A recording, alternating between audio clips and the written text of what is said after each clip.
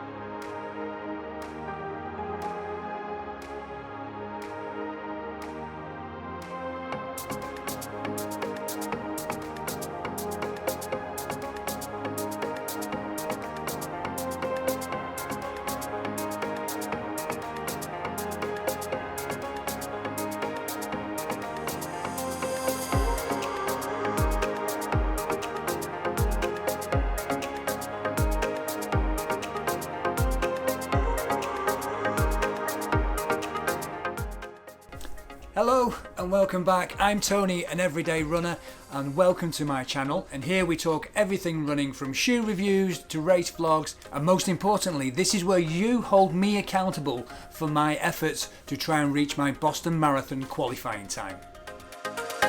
So first of all, if you are new around here, thank you very much indeed for investing the time in watching my video. And if you can do me a big favour, can you hit the subscribe button below along with the bell icon, and then you'll be notified when I upload more great running content.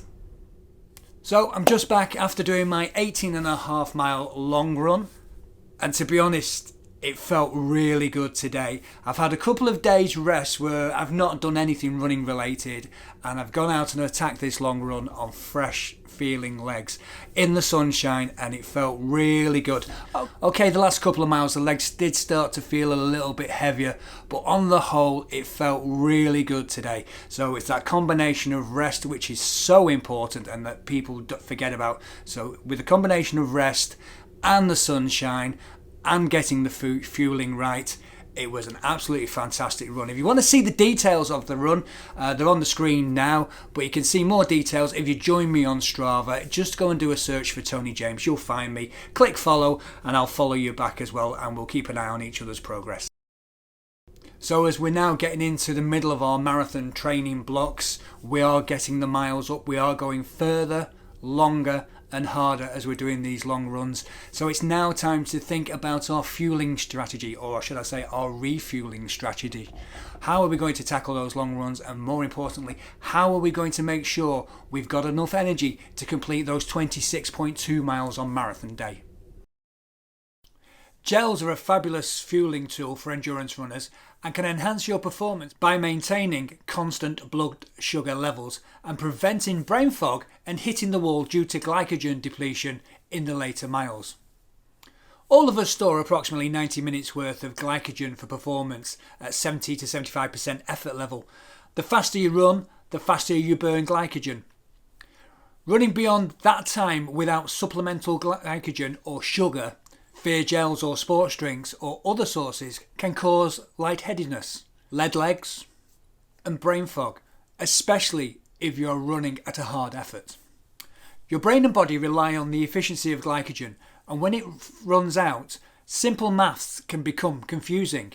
Your pace slows down. Fuel your brain and your body along the long workouts and races to maintain even levels of blood sugar and quick burning fuel to get through the event optimally. But remember, Gels are meant to be a supplement, not a meal. Taking them too frequently can lead to sugar belly and nausea.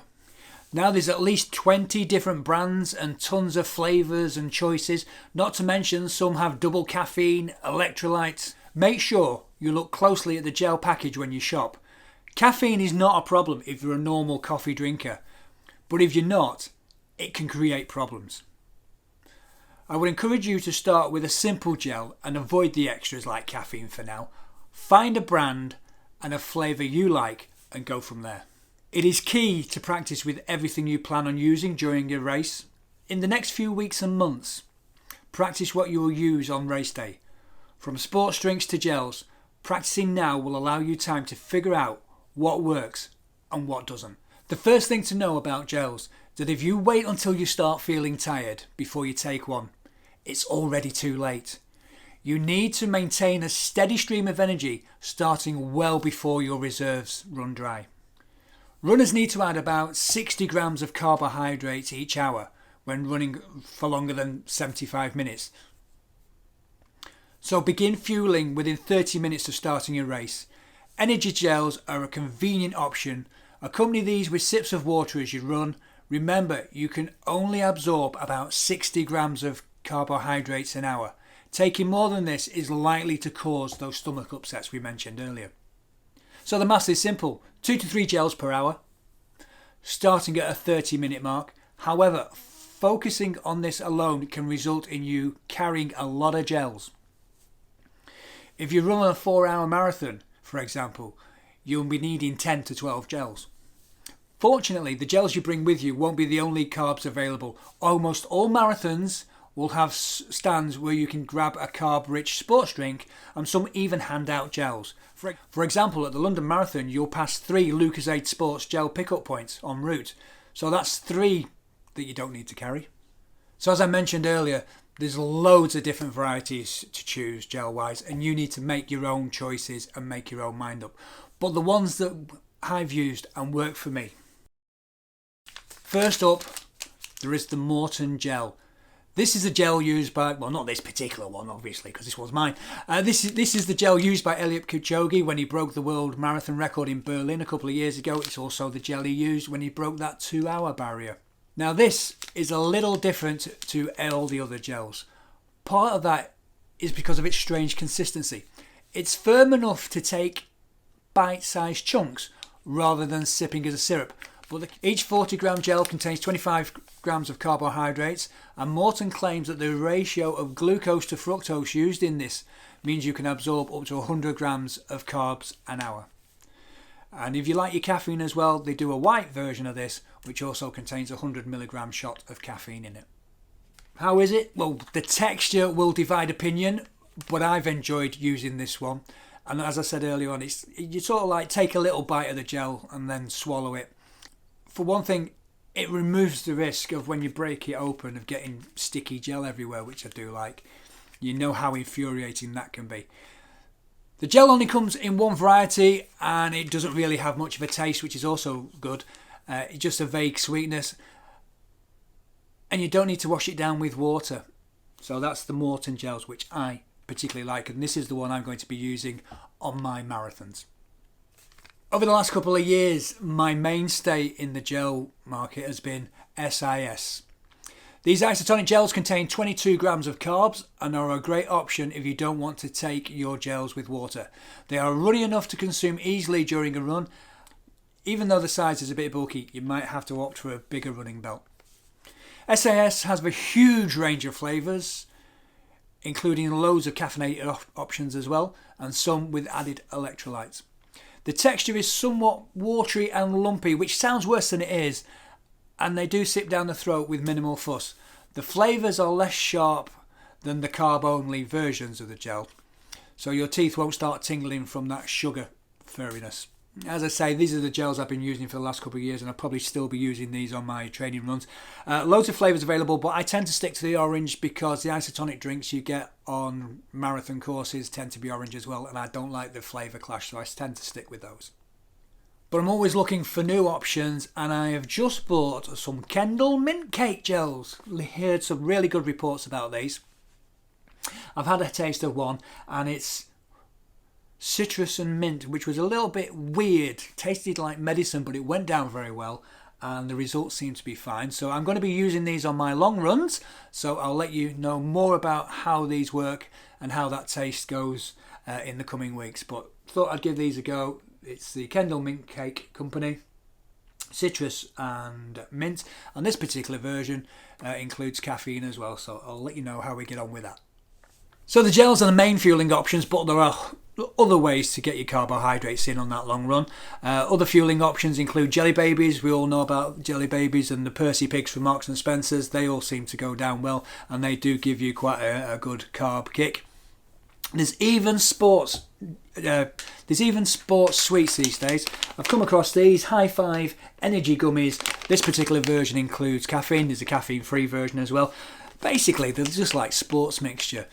22 grams of carbs per packet. Each packet has 6 sweets, and this particular packet has 100 milligrams of caffeine in as well. So I'm looking forward to using these ones, especially as a sweet lover myself. Now, one thing I have noticed when doing those long runs and doing the marathons is by the time I get into the latter stages, I start to get hungry, and I always fancy something a little bit more solid in the stomach. In that case, I will recommend, again, it's another product by Clif. This is the Clif Bar, available in lots of flavours. Again, carbohydrates galore in these, but it's something a little bit more solid. This particular one is chocolate chip. You can't go wrong with chocolate chip.